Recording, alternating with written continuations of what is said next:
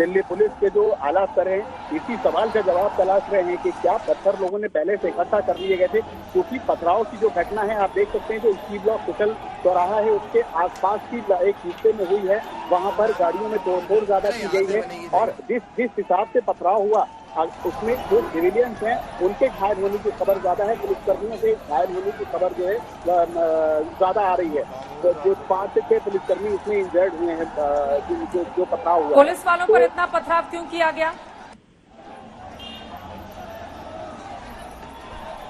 कि इसी तरह दिल्ली पुलिस के अफसर यही जांच करने की कोशिश कर रहे हैं कि आखिर दिल्ली पुलिस को ही निशाना क्यों बनाया गया, क्योंकि आमतौर पर ऐसा देखा जाता है किसी दंगे फसाद की सिचुएशन में जो एक समुदाय दूसरे समुदाय पे हमला करता है या एक समुदाय दूसरे समुदाय के घरों और दुकानों पे हमला बोलता है, लेकिन यहाँ पर पुलिस कर्मियों की स्थिति आई है। मुझे लगता है लॉ एंड ऑर्डर इन्फोर्समेंट और लॉ एंड ऑर्डर की सिचुएशन को कंट्रोल करने की स्थिति में जो पथराव हुआ उससे पुलिसकर्मी घायल हुए हैं। ये तस्वीरें लगातार हमारे दर्शक देख पा रहे हैं, जहांगीरपुरी की ये तस्वीरें मोबाइल कैमरे से जो कैप्चर हुई है वो तस्वीरें आप देखिए।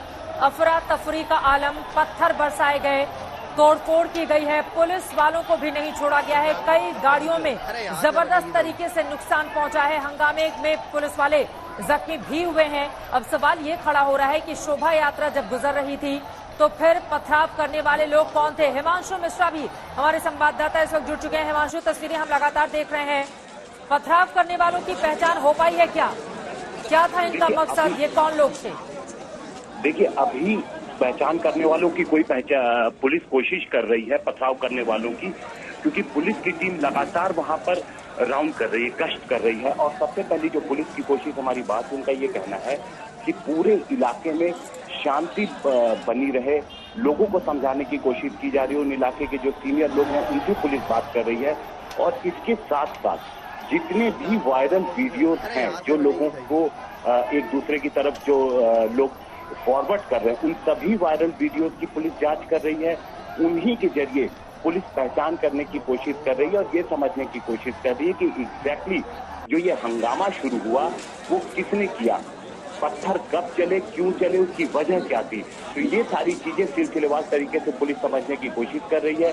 तमाम जो दिल्ली पुलिस के आला अधिकारी हैं वो वहां पर पहुंचे हुए हैं, पूरे माहौल को कंट्रोल करने की कोशिश की जा रही है और साथ ही साथ आरोपियों की पहचान करने की भी कोशिश की जा रही है। चित्रा, आरोपियों की पहचान करने की कोशिश में लगी हुई है पुलिस, लेकिन दिन की ये तस्वीरें हैं कि अभी तक उनकी पहचान नहीं हो पाई है। हिमांशु, ये जो जहांगीरपुरी का इलाका है इसके बारे में आप जानकारी दें, क्या समुदाय विशेष की ओर से इस तरह से पत्थर बरसाए गए हैं, क्योंकि देश के अलग अलग हिस्सों से इस तरह की खबरें लगातार निकलकर सामने आ रही हैं, या फिर ये कौन लोग थे जिनको असामाजिक तत्व बताया जा रहा है, जरा उसके बारे में पुलिस की ओर से क्या जानकारी और दी गई है इस घटना के बारे में? देखिए, पुलिस अभी अपनी ओर से कुछ भी बताने से बच रही है। पुलिस पूरे मामले को कंट्रोल करने की कोशिश कर रही है, तमाम आला अधिकारी मौके पर हैं।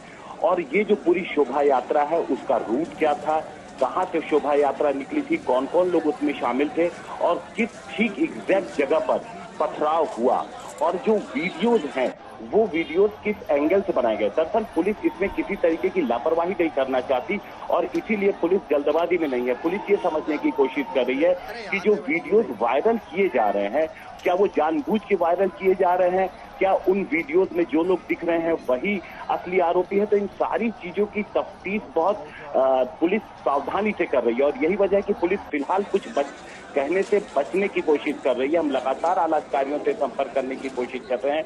यहाँ पर दिल्ली पुलिस फिलहाल आज जवाब नहीं दे रही, लेकिन वायरल वीडियो जो है एक बड़े सबूत बनते हैं बाद में आरोपियों तक पहुंचने के लिए। इसके अलावा उस इलाके में कई सीसीटीवी कैमरे भी लगे हुए हैं जिनके तमाम फुटेज जो है वो दिल्ली पुलिस सीज कर चुकी है। कितने मोबाइल उस इलाके में एक्टिव थे उन सभी मोबाइल का डम डाटा पुलिस निकालने की तैयारी कर रही है ताकि ये पता लगाया जा सके कि कौन लोग एक्टिव थे, कितने व्हाट्सएप ग्रुप उस इलाके में काम कर रहे थे। तो ये सारी चीजें समझने की कोशिश की जा रही है कि क्या पथराव अचानक हुआ या इसकी कोई तैयारी थी, कौन ग्रुप था, कौन लोग इसके पीछे थे। तो ये समझने के लिए पुलिस जो व्हाट्सएप ग्रुप भी उस इलाके में बने हुए थे, इसके लिए जो साइबर एक्सपर्ट है उनकी मदद पुलिस ले रही है ताकि ये समझा जा सके कि क्या पहले से तैयारी थी क्या, या अचानक से कोई ऐसा वाकया हुआ जिसकी वजह से ये पथराव हुआ। क्योंकि पथराव जब शुरू हुआ तो अचानक से भगदड़ मच गई।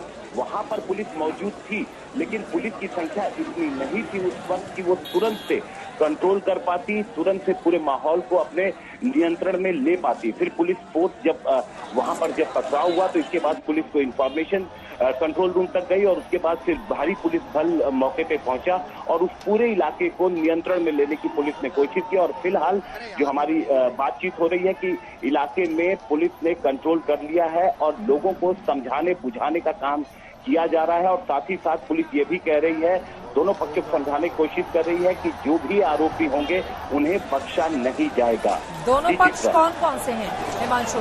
3 अलग अलग तस्वीरें एक बार दिखा देती हूँ, उसके बाद लौटूंगी आपके पास।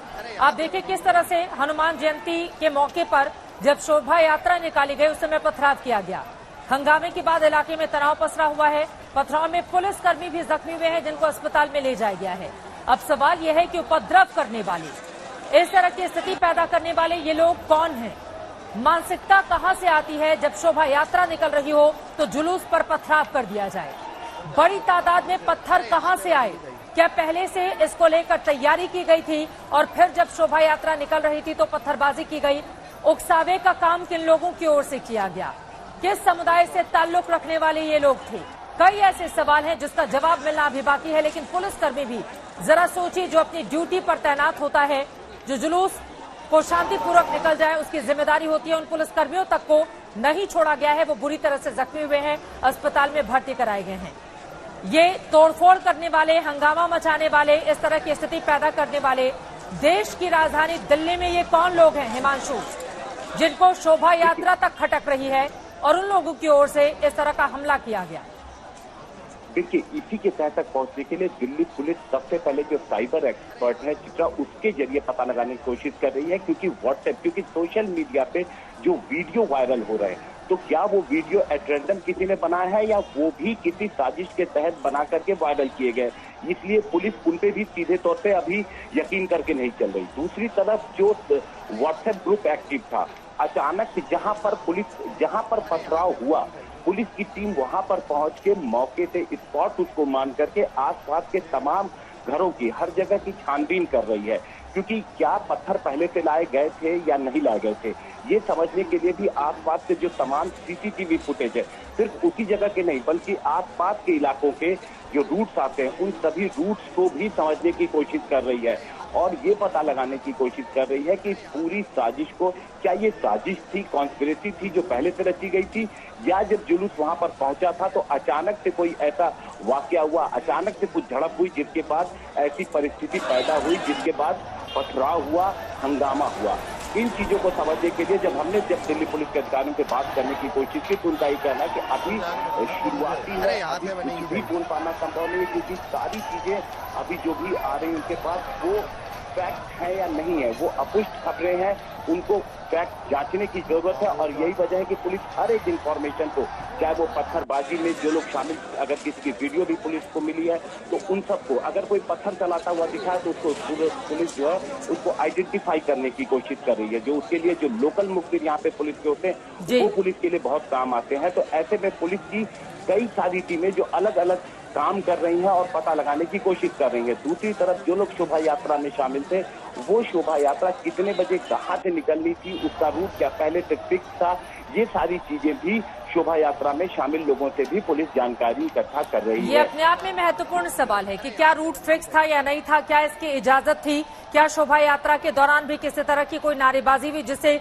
दूसरा समुदाय आहत हुआ। लेकिन वहीं सबसे बड़ा सवाल ये है, इतनी बड़ी तादाद में पत्थर कहां से आए?